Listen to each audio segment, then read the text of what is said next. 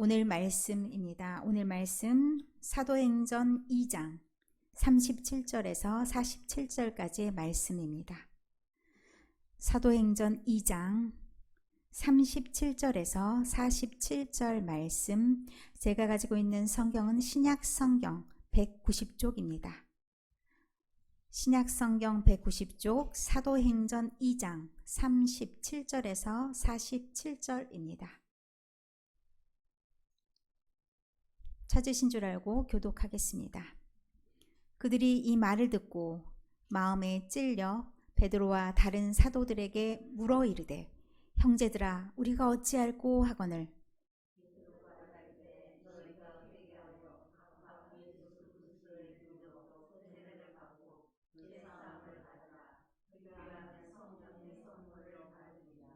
이 약속은 너희와 너희 자녀와 모든 먼데 사람 곧 주 우리 하나님이 얼마든지 부르시는 자들에게 하신 것이라 하고,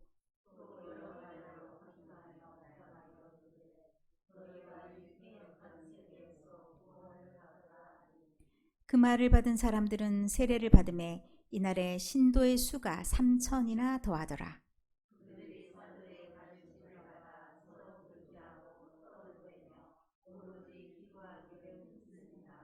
사람마다 두려워하는데 사도들로 말미암아 기사와 표적이 많이 나타나니,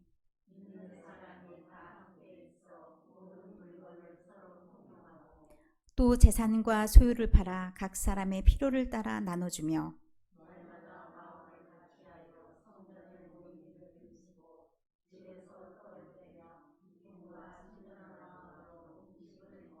다 같이 읽겠습니다. 하나님을 찬미하며 또 온 백성에게 칭송을 받으니 주께서 구원받는 사람을 날마다 더하게 하시니라. 아멘. 오늘의 말씀의 제목은 성령이 임하는 교회. 그런 교회가 건강한 교회죠. 성령이 임하는 교회, 건강한 교회. 그런 제목으로 말씀을 전하겠습니다. 자, 우리 교회에 딱 들어오는 진입로 보면서 어떤 생각이 드셨습니까? 아무 생각 없이 들어오셨다 그러면 관찰력이 없으신 건가? 라는 생각을 좀 하게 되고요. 좀 맑고 깨끗한 공기와 더불어서 깔끔해졌다. 그런 느낌을 받으셨으면 조금 쳐다보고 다니시는 분들, 교회에 관심이 조금 더 있는 분들이라고 말해도 되나요? 그렇습니다. 우리가 오늘 환경주일이기도 하는데 우리의 환경이 참 아름답습니다. 제가 이 산책을 하면서 곳곳을 우리 마을과 우리 교회가 얼마나 조화가 잘 되는지 이 각도에서 찍어보고 저 각도에서 찍어보고, 그런데요, 참 예쁘다 그런 마음이 듭니다. 그런데 참 예쁜데 조금만 좀 관리가 필요하다라는 생각도, 꾸안꾸라는 말씀 아십니까? 꾸민 듯 안 꾸민 듯, 그러나 손질을 약간 해야 더 아름다운 그런 느낌이 있잖아요. 그런 교회였으면 좋겠다라는 생각을 하게 됩니다. 맑고 깨끗한 공기가 주는 혜택이 뭘까요?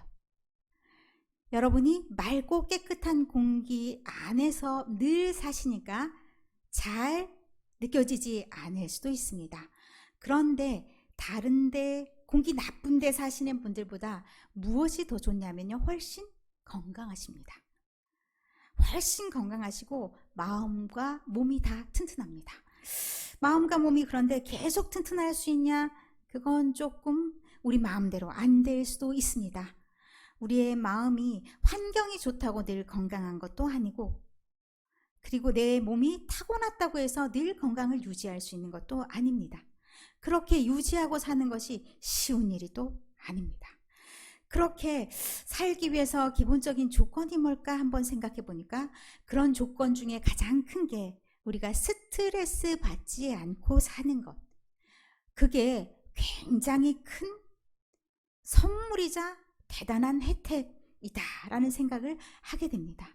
여러분이 살면서 스트레스가 전혀 없다, 나는 늘 편안하다, 이런 분 계십니까? 아니죠. 크고 작은 스트레스가 늘 있기 마련입니다. 저도 이번 주 일주일이 참 좀 힘든 주간이었습니다. 무엇이 힘들었냐면요, 교통, 우리 차량에 문제가 있어서 이 교회를 못 나오겠다 하신 분이 2분이나 계셨습니다. 사실 이 들어오는 진입로가 보는 사람들에게 따라서 쉽다라고 말할 수도 있지만 운전을 많이 하시지 않는 분들, 그리고 도시에서만 운전하신 분들에게는 참 어려운 길입니다. 차를 만나면 어떻게 해야 되는지 부담스럽고 힘든 그런 마음들이 굳이 꼭 이겨야 해? 이런 마음들까지도 나아갈 수 있습니다. 그래서 그런 말을 들을 때 참 마음이 좋지가 않더라고요. 마음이 이게 사람의 마음이, 이게 하나님의 마음은 아닐 거예요.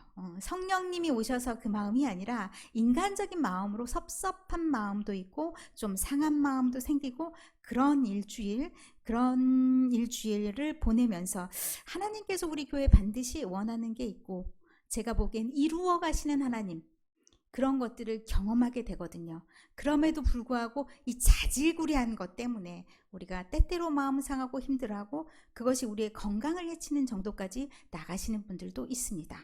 그러나 우리가 우리 개인의 건강만도 중요한데 우리가 개인들이 건강해야, 사실 오늘 아파서 못 오신 분들도 계시거든요.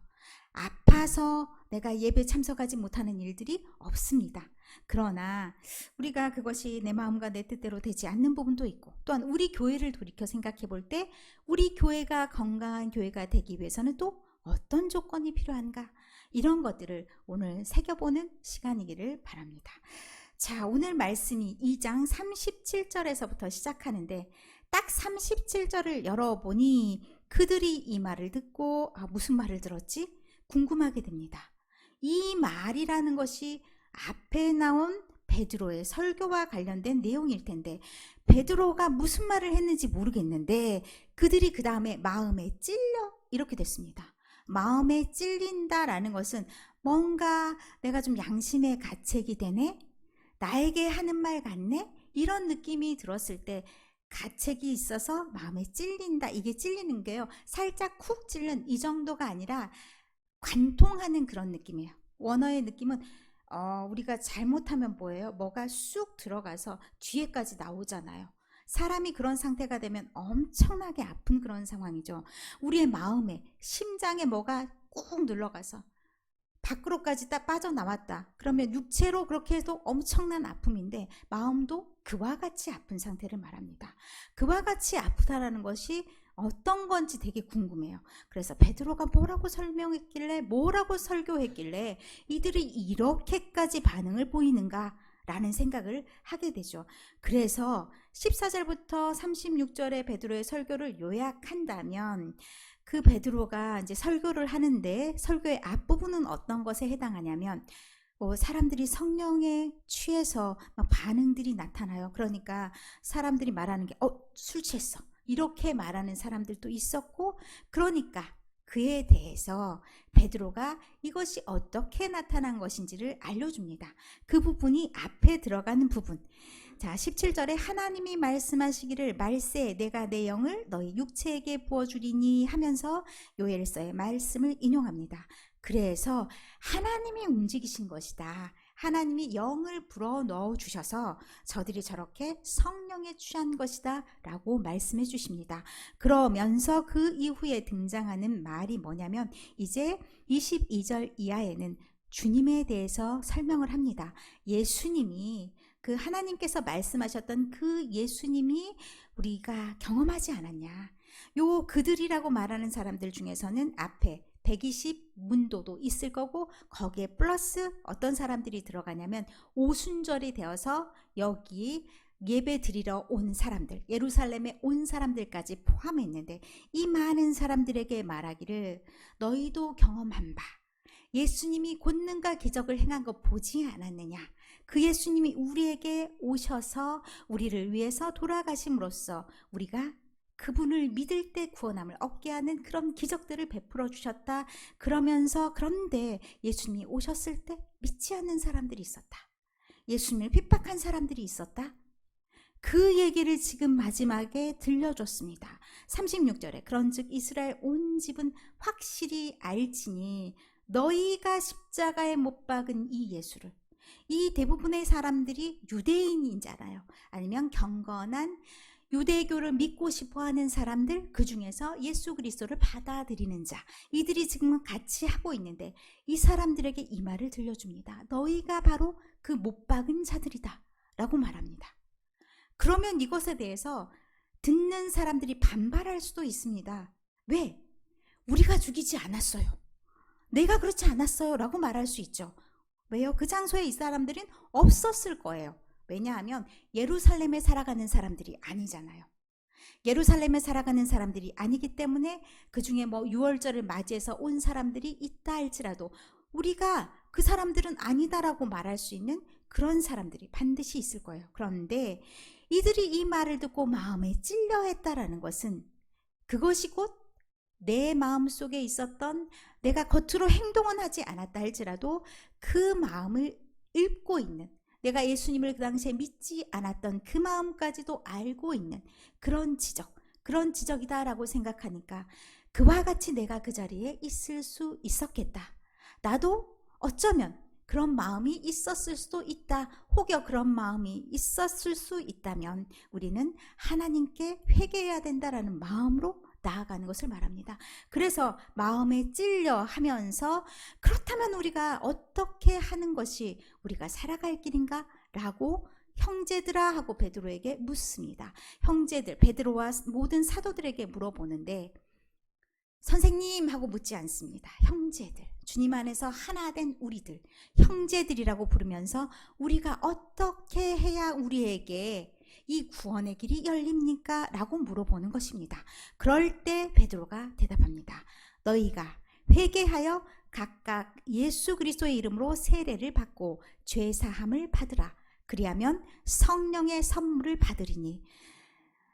아멘입니다. 그런데 마치 이게 회개하여 각각 예수 그리스도의 이름으로 세례를 받고, 그러니까 회개하고 세례받고가 이게 순서가 이렇게 되는 것인가, 그리고 나중에 성령의 선물이 오는 것인가 라고 착각하기가 쉽습니다. 그러나 이것은 가장 주 안점이 어디에 있냐 하면 죄사함을 받고 성령의 선물에 있습니다. 이들이 잘못했습니다. 잘못했으면 어떻게 해야 되냐? 하나님께 회개를 해야 되는데 사실은 사람의 마음으로 회개가 이루어지지 않습니다. 전후가 이게 회개하고 세례받고 죄사함 받고 성령의 선물을 받고 이게 순서대로 이루어지는 것이 아니라는 말씀입니다. 이게 잘못되면 어떻게 되냐면 세례받고 죄사함 받아? 제가 수요일에 말씀드렸죠. 그래서 콘스탄티누스 황제는 죽기 전에 세례를 받았더라. 그래서 뭐예요? 우리가 세례를 받고 난 다음에 우리 죄가 씻어지지 않아. 그 전에 잘못했던 거 다 씻고 가야 돼. 죽기 전에 세례 받읍시다. 이런 분위기였다라고 말씀을 드렸죠. 그런 상황이 돼버린다고요. 이것을 문자 그대로 잘못 오해하게 되면 전후 관계가 딱딱딱딱 정해져 있어서 우리 그렇게 하면 돼. 그렇게 생각하기 쉬운데 회개의 마음은 우리가 갖는 마음이 아닙니다. 회개의 마음은 성령님이 부어주시는 마음입니다. 그래서 성령이 우리의 마음을 주장하여 주실 때 가능한 겁니다. 이들이 왜 이 마음이 생겼냐? 사실 이들이 2장 1절부터 돌아보면요. 2장 1절에 오순절날 이들이 모여 있었다. 한 곳에 모여 있었다 말합니다. 한 곳에 모여 있어서 그곳에 무엇이 임했냐? 바람이 막 불었다고 했어요. 그 바람이 나중에 불과 같이 또 불의 혀처럼 갈라졌다라고 얘기했는데 그렇게 하나님의 역사, 성령님의 역사가 그곳에 임했기 때문에 성령님이 이들이 큰 바람으로만 임한 게 아니라 3절에 보면 마치 불의 혀처럼 갈라져서 그들에게 각각 임했다라고 말합니다. 성령님이 다 각각 각자의 마음을 붙잡고 계신다는 거예요. 그랬을 때 그들 마음속에 회개의 마음이 임한 거고, 이게 거기 모였던 그 사람들, 유월절 때 모였던 저 사람들 때문에 우리까지도 욕먹는다 이렇게 생각할 문제가 아니라 저들의 잘못이 우리에게도 혹시 있을 수 있다. 우리도 그 자리에 있었으면 우리도 그럴 수 있는 사람이다 라고 회개하면서 가슴이 아파하는 그 마음이, 정말 나도 죄인입니다 하는 그 마음이 있는 것, 이게 참된 회개죠. 회개라는 것은 단순한 뉘우침이 아닙니다. 그래서 방향을 샥 전환해야 되는데 어디로 나아가냐면 예수님께로 나아가는 겁니다.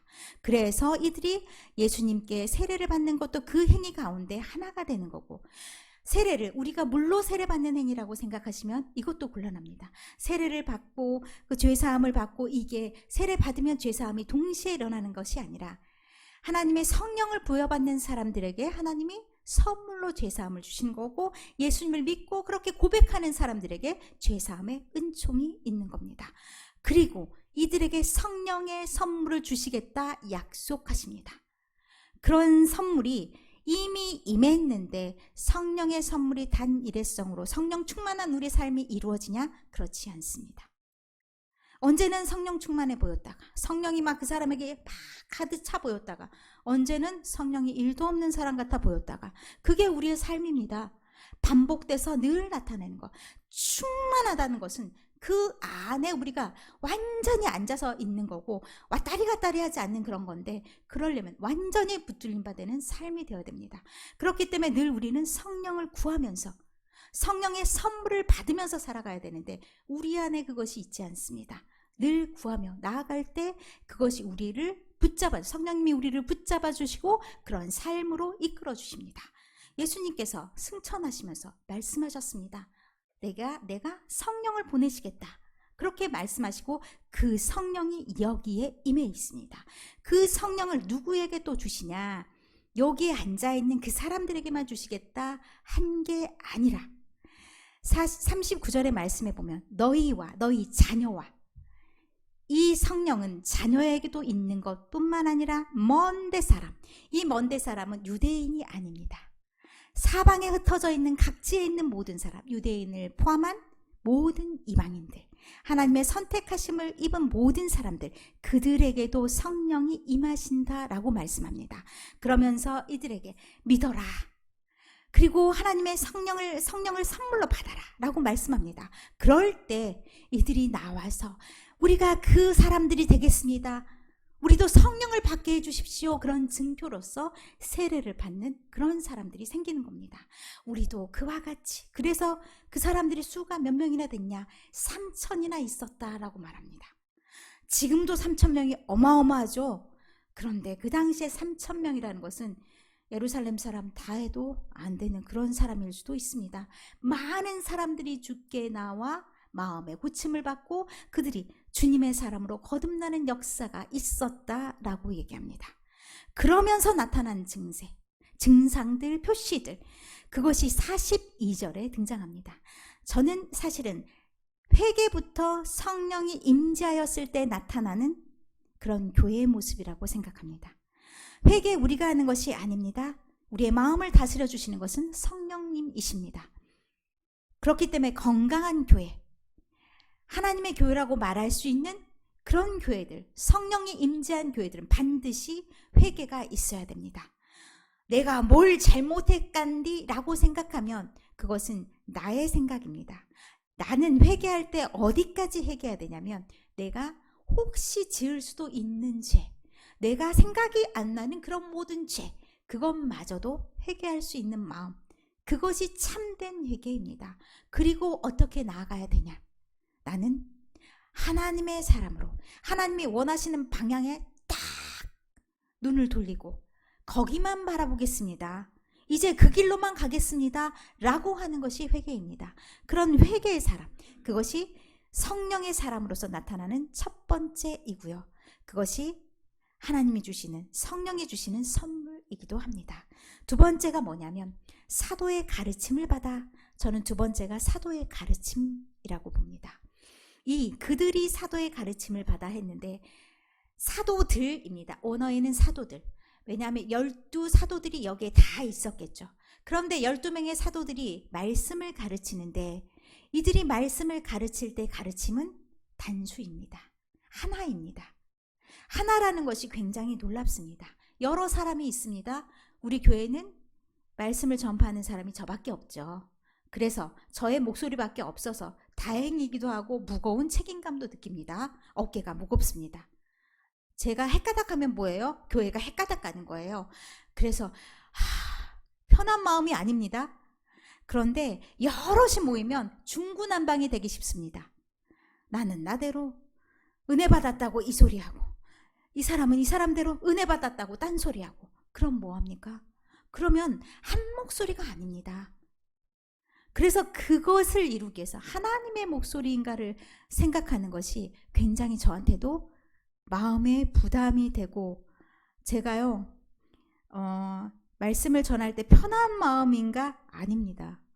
편한 마음이 아닙니다. 밤에요 막 설교 준비를 해요. 흐름이 안 잡혀 막 이러면서 새벽에 막 다 뒤집어 엎고, 그런 삶이 매번 반복이 됩니다. 그게요 이것이 진짜 하나님의 마음일까? 이것이 날 것 그대로의 하나님인 것인가? 라는 생각을 늘 곱씹고, 그래서 말씀을 제가 듣는 성경 있잖아요. 계속 틀어놓고 수정하고, 그리고 다시 최종으로 말씀을 보고 혹시 틀린 것 없는가, 그리고 다시 흐름을 잡고, 이런 작업들을 반복합니다. 두 가지 원칙이 있습니다. 하나는 이것이 정말로 하나님의 말씀 맞는가, 그때 그 당시에 어떤 의미로 이 사람들에게 이 말씀이 부여됐는가, 이것을 놓치지 않기 위해서 노력합니다. 제가 원어를 가끔 말씀드릴 때가 있죠. 그 원어를 사용할 때 되게 조심해서 사용합니다. 하지만 그것을 말하는 이유는 나 이것도 할 줄 알아 자랑하려고 하는 것이 아니라, 이것이 보다 더 가까운 의미인데 우리가 가진 성경에는 다 표현되지 못해서 조금 더 하나님의 말씀에 가깝게 하기 위해서 그 단어를 사용합니다. 또 한 가지 원칙이 있습니다. 여러분의 귀에 닿도록. 그러면 여러분의 언어를 이해해야 됩니다. 번역하는 것, 통역하는 것, 그 사람들의 입장이 제가 되어봅니다. 두 가지 언어를 다 잘해야 그것을 가장 잘 전달할 수가 있습니다. 하나님 말씀에 정통할 것. 그래서 제가 공부를 길게 하고 있습니다. 말씀에 정통하지 않고 강단에 선다라는 것은 오만한 자세에 있고, 자칫 잘못하면 사람의 말이 되기가 쉽다라는 것이 누구나 생각하는 거지만 가기가 어려운 길일 것입니다. 그래서 여러분에게 두 가지 원칙을 가지고 하는데 참 쉽지가 않습니다. 이것이 하나님의 말씀 진짜 맞나? 한편으로 그런 생각, 이것이 알아들을 수 있는 말인가? 그런데 어느 한쪽에 더 치중하면 균형 잡기가 참 어렵습니다. 하나님의 말씀에 엄청 오리지널 하나님의 말씀이야, 이것이 하나님의 말씀입니다 하면서 거기에 너무 집중적으로 가다 보면 무슨 말인지 모르겠네, 이렇게 될 수도 있어서, 또 여러분의 말씀을 엄청 귀담아 들으면서 이 정도 말씀하시면, 농촌 생활에 딱 적합한 말씀을 하시면, 아니면 자녀 양육할 때 이게 조금 적용해서 말씀하면 여러분이 좀 더 잘 알아들을 수 있을까? 이게 많이 과다하면 사탕발림이 됩니다. 뭐가 되는 거냐면 알아듣기 쉽게.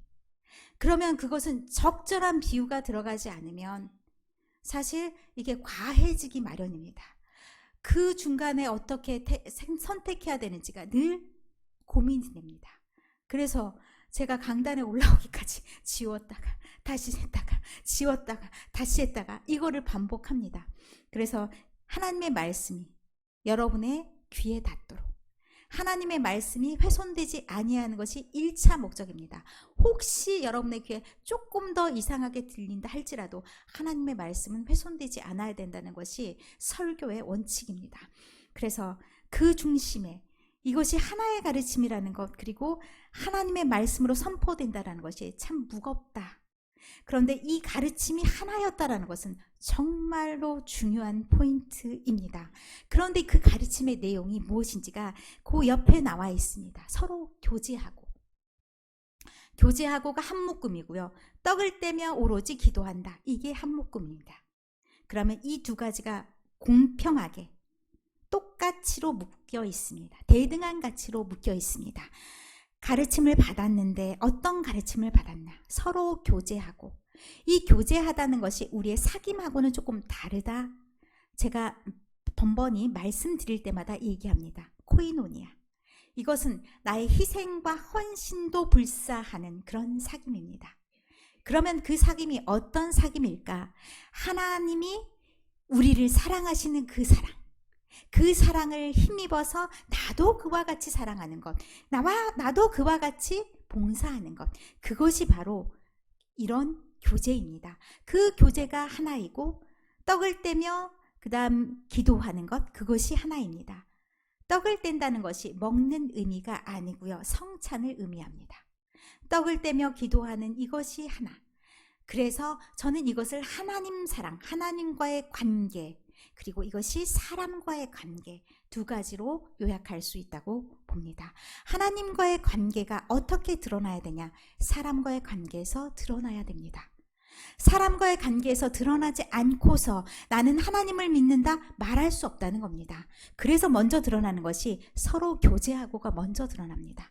우리가 우리끼리 하고 있는 것, 우리가 주변 이웃들에게 하고 있는 것이 곧 우리가 하나님의 사람인가, 성령 받은 사람인가, 성령 받지 않은 사람인가를 표시해 줄 수 있는 거라는 얘기입니다. 우리가 교회 안에서 하나님을 사랑하는 사람으로 살기 쉽습니다. 교회 안에서. 교회 문 밖에 나가면 좀 상황은 달라집니다. 교회 안에서는 쉽습니다. 그런데 우리가 이웃과의 관계에서 그런 하나님의 사랑을 보인다는 것 참 쉽지 않습니다. 무엇을 포기해야 되냐면 내 마음을 포기해야 됩니다. 나의 욕망을 포기해야 됩니다. 나의 모든 것을 내려놓고 하나님의 눈으로 볼 수 있어야 되고 하나님께 조정을 받아야 됩니다. 그래서 서로 교제하고가 앞에 들어가 있는 겁니다. 왜? 우리가 나는 하나님을 믿는 사람이라 표현하기 참 쉽습니다. 그런데 너 하나님을 믿냐?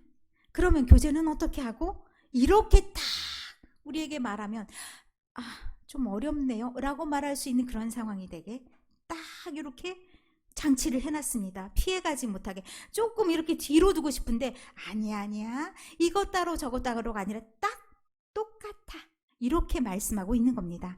그런데 이것이 계속적으로 지속적으로 힘을 얻기 위해서 43절에 중요한 게 있습니다. 사람들의 두려움이 있습니다. 이것은 그냥 무서워한다라는 표현이 아니라 경외한다라고 하죠. 너무 존경하는 마음으로 그렇게 두려워하는 것, 함부로 대하지 못하는 것, 그런 마음들이 있었다.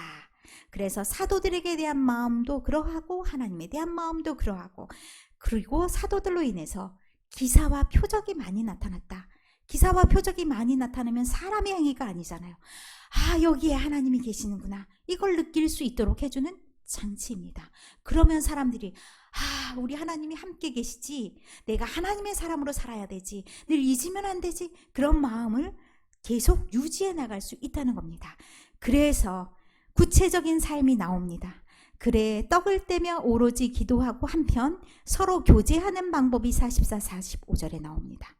교제한다는 것이 우리가 대충 내가 그냥 좀 잘해줄게 이런 교제가 아니라 믿는 사람이 다 함께 있어 모든 물건을 서로 통용하고, 이 통용하고의 예가 4장에 보면 두 사람의 예가 나옵니다. 여러분이 아나니아와 사피라 아시죠? 사기친 사람들, 존경받고 싶어서 사기친 사람들, 마음이 전혀 없었던 건 아닌데 전부 다 바쳤습니다. 그 동네 사람들이 어떻게 사는지 그게 존경하는 모습이기 때문에 그렇게 행동한 것이죠. 그런데 칭찬은커녕 죽음을 맞이했습니다. 왜요? 마음이 순전해야 됩니다. 근데 바나바는 어땠어요? 뒷말이 없습니다. 바나바라는 사람은 온전히 바쳤다라고 얘기합니다. 이 성령의 사람이라는 것은 사람의 힘으로 억지로 하려니까 바나바와 아나니아와 사피라가 되는 겁니다. 사람의 힘으로는 불가능합니다. 그래서 많은 공동체들이 이것에 도전을 합니다. 우리도 그와 같이 아름답게 살아보자. 성공한 사례가 별로 없습니다. 왜냐하면 우리가 늘 성령 충만해야 되는데 잠깐 틈이 조금만 보이면 그것이 무너지기 쉬워서 참 어렵습니다. 이것은 성령이 충만한 자들에게서 나타나는 증거입니다. 그래서 모든 물건을 서로 통용하고 재산과 소유를 팔아 각 사람의 필요를 따라 나눠주며, 어떻게 가능하냐면요, 이것은 한 사람의 마음이기 때문에 가능합니다. 2장 앞에 나오면 바람도 되고 그리고 불꽃도 됐는데 각 사람의 임하신 그 성령은 어떤 성령이냐면 하나입니다. 하나. 그들이 말을 알아듣도록 한 언어로 얘기한 게 아니라 각국의 언어, 15개 나라가 나오는데 그 15개 나라 언어로 얘기합니다. 그 다 알아듣도록, 다 알아들어서 한 마음이 되도록 하시는 그 성령님, 하나가 되게 하신 그 성령님, 서로의 마음을 합치시는 그 성령님, 그 성령님이기 때문에 이들의 마음도 하나가 되게 하신 겁니다. 상대가 아프면 나도 아파요. 그런 마음이 있을 때 이게 가능한 거지, 우리 사실 그렇게 어렵습니다. 언감생심, 우리의 꿈도 못 꾸는 그런 상황들이 이들에게서 나타났습니다. 무엇이 있기 때문에 이렇게 나타나냐? 성령님이 임재하셨기 때문에 가능합니다. 성령님이 임재하지 않으면 우리 행동으로 흉내낸다고 절대 그럴 수 없습니다. 그렇게 살아가는 모습들이 어땠냐? 47절에 보면 모든 백성들에게 칭찬을 받았다라고 말합니다. 로마에서도 마찬가지였습니다. 이래서 여기 교회가 엄청나게 부흥이 돼서 초반에는 10%가 신자였다고 합니다. 그런데 나중에 로마 교회도 어느 정도가 신자가 되냐면 80%가 신자가 됐다고 합니다. 어쩔 수 없이 기독교인이 많아지면 공인할 수밖에 없는 거잖아요. 하고 싶어서 마음이 좋아서가 아니라 많은 사람들을 죄인으로 만들어서 처형시킬 수 없었기 때문에 기독교가 공인되었다라는 역사가 있습니다. 우리가 살아가는 모습들, 우리의 모습들이 성령이 가득한 모습이 되어야 되는데 우리 힘으로는 되지 않기 때문에 성령님이 우리에게 오셔서 그렇게 살아가는 우리의 모습을 만들어 주시기를 우리는 구하며 나아갈 수밖에 없습니다. 회개하는 마음, 우리의 이익을 위해서 살아갔던 마음, 미워하는 마음, 하나님 앞에서 사람 앞에서 내 맘대로 하려고 했던 마음, 그 마음들을 내려놓는 그런 것이 우리에게 있어야 되고, 또한 우리에게 무엇이 있어야 되느냐? 올바른 가르침이 있어야 됩니다. 그래서 여러분들, 제가 헷가닥하지 않게, 지잘난 맛에 말하지 않도록 늘 기도해 주셔야 됩니다. 그래야 우리 교회가 건강한 교회가 됩니다. 또 하나 뭐가 있어야 됩니까? 우리 안에는 서로 교제함이 있어야 되는데, 서로 교제하는 것이 어떤 것이냐?